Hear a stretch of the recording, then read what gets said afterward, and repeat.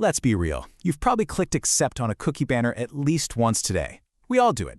But have you ever stopped to think about what really happens after you click? In this explainer, we are going way beyond that simple checkbox to uncover the incredibly complex, high-stakes world of digital consent. And this quote, it just nails it. Consent is so much more than a simple yes or no. It is the absolute backbone of a company's legal compliance. And if you get it wrong, you're not just looking at a fine. You're risking your entire reputation. It's a huge product decision. It's basically a ticking time bomb that a lot of companies don't even realize they're sitting on. I mean, it sounds simple enough, right? Just ask for permission. But what our source material shows is that even really smart, seasoned professionals often miss the bigger picture. So where's the disconnect? Well, it all starts with a core misunderstanding of what consent actually is. Okay, so the first major hurdle is this massive gap between what we think consent is and the complicated reality of it. Think of it like an iceberg. What we all see as users, the cookie banners, the simple checkboxes, that's just the very tip. The real work, the enormous part that's hidden below the surface, is everything else.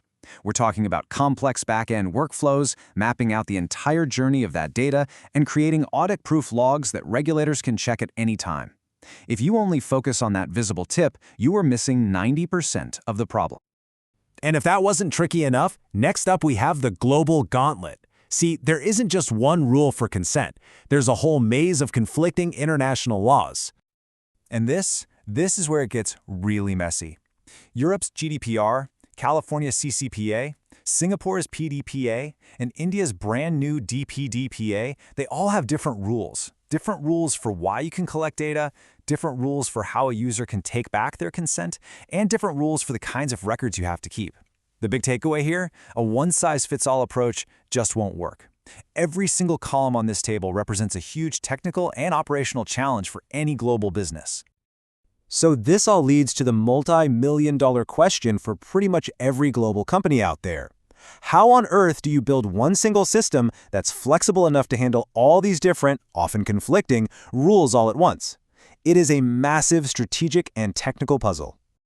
All right, we've definitely seen the problem, so now let's talk about the solution, what we're calling the consent engine.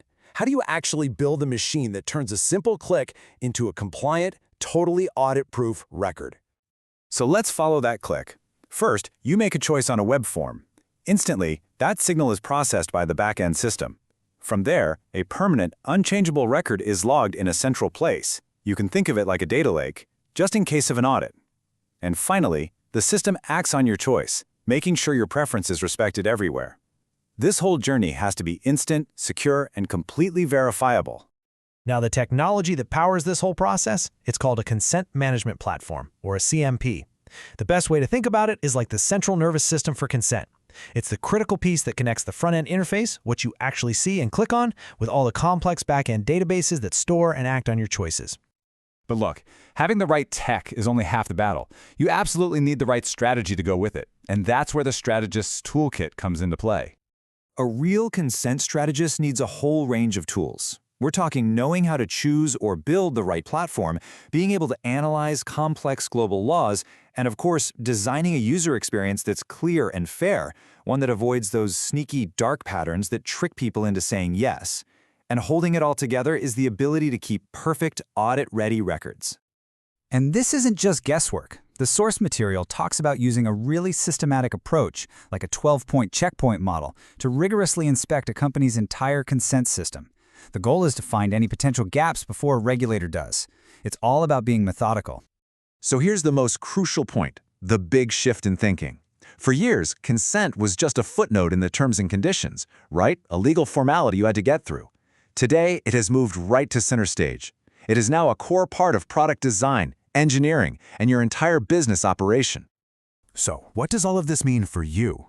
Well, this huge shift is creating a brand new, absolutely critical role inside every organization, the consent leader. And listen, this isn't a role that's just stuck in one department. We're seeing it pop up everywhere. Privacy professionals, lawyers, the tech architects who are actually building these systems, and even founders and product teams. They are all on the front lines of consent strategy now. This expertise is becoming a must-have skill across the board. And the pressure? It's only going up. New laws like India's DPDPA are constantly raising the bar.